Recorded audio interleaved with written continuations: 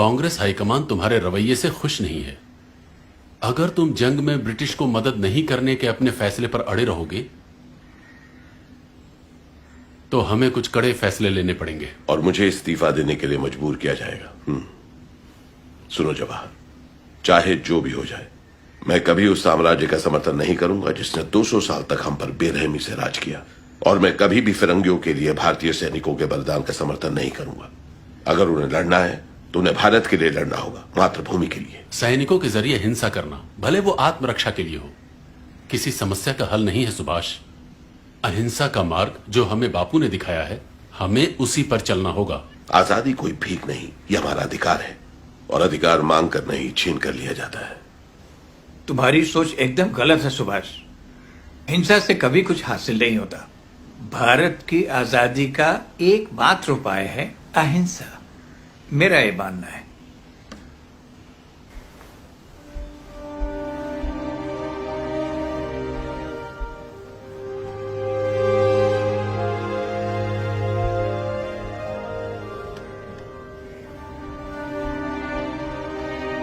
मुझे माफ कीजिएगा बापू, मैं आपसे सहमत नहीं हूं। आप लोग अपने तरीके से आजादी के लिए लड़िए, मैं अपने हिसाब से लड़ता हूं। मुझे आशीर्वाद दीजिए कि मैं आजादी छीन कर आजाद हिंदुस्तान में वापस आ सकूं।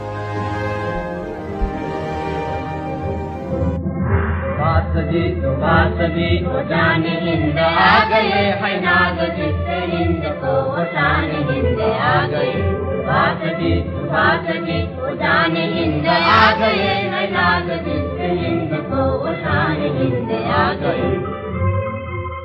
जिस आदमी ने, जिस शख्स ने और जिसके सैनिकों ने हमें आजादी दी, आपने उनको जिंदा दफना दिया।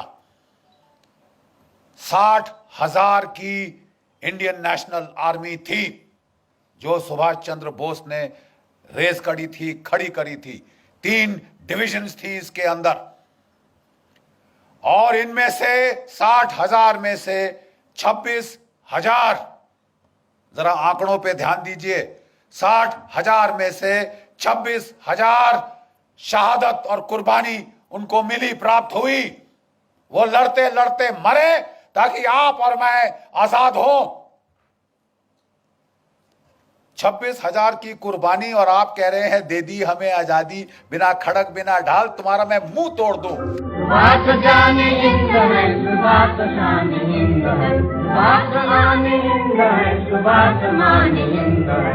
सुभाष जी वो जाने हिंद आ गए है नाग जिससे हिंद को शान हिंद आ गए। हमें अपना खून बहाना है, हमें कुर्बानी उठाना है। कोई बात नहीं है, हम जिंदा रहेंगे या तो मरेंगे, कोई बात नहीं है। बात कोई सही बात यह है, आम बात यह है, आखिर में हमारी कामयाबी होगी, हिंदुस्तान आजाद होगा। हमारे अतीत में छुपा हुआ एक बहुत बड़ा धोखा है। ब्रिटेन ने भारत को आजादी दी, इसकी बड़ी वजह थी आजाद हिंद फौज के सैनिकों के बलिदान से पैदा हुई राष्ट्रवाद की भावना। वर्ष 1945 से वर्ष 1991 के बीच क्लेमेंट एटली ब्रिटेन के प्रधानमंत्री थे। इसी दौरान भारत को आजादी दी गई, यानी जब भारत आजाद हुआ तब एटली ही ब्रिटेन के प्रधानमंत्री थे। आजादी के बाद क्लेमेंट एटली ने भारत का दौरा किया था। उस वक्त पश्चिम बंगाल के कार्यवाहक गवर्नर जस्टिस पीबी चक्रवर्ती थे। वो कलकत्ता हाईकोर्ट के चीफ जस्टिस थे। जस्टिस चक्रवर्ती ने इतिहासकार आरसी मजूमदार की किताब अ हिस्ट्री ऑफ बंगाल के प्रकाशक को एक पत्र लिखा। इस पत्र में उन्होंने लिखा कि जब मैं गवर्नर था तब भारत को सत्ता सौंपने वाले ब्रिटेन के पूर्व प्रधानमंत्री एटली ने कोलकाता के राजभवन में 2 दिन बिताए थे। उस समय मैंने आजादी के वास्तविक कारणों के बारे में उनके साथ लंबी चर्चा की।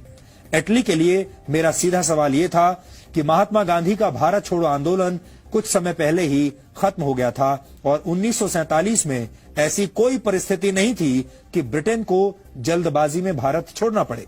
इसके जवाब में एटली ने पीबी चक्रवर्ती को कई कारण बताए भारत छोड़ने के।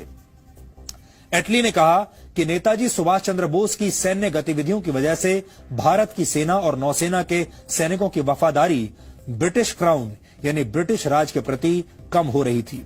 इस चर्चा के अंत में पीबी चक्रवर्ती ने एटली से यह पूछा कि भारत छोड़ने के फैसले पर महात्मा गांधी का कितना असर था।